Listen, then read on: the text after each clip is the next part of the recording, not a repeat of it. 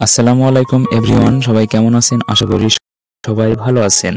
আজকের ভিডিওটির মূল টপিক বিবাহ রেজিস্ট্রেশনকরণ। চলুন মূল টপিকে যাওয়া যাক।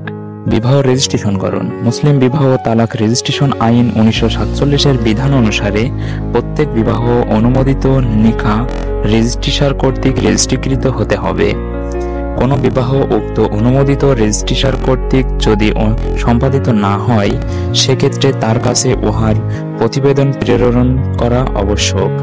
যে ব্যক্তি উক্ত আইন লঙ্ঘন করবে তাকে 3 মাসের কারাদণ্ড বা জরিমানা বা উভয় দণ্ডে দণ্ডিত করা হবে।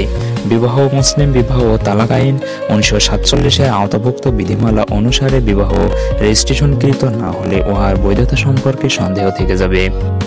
আমাদের ভিডিওগুলো যদি আপনাদের ভালো লেগে থাকে, যারা ফেসবুক থেকে দেখছেন অবশ্যই ফলো দিয়ে রাখবেন, যারা ইউটিউব থেকে দেখছেন সাবস্ক্রাইব করে পাশে থাকা বেল আইকনটি বাজিয়ে রাখবেন। ধন্যবাদ সবাইকে।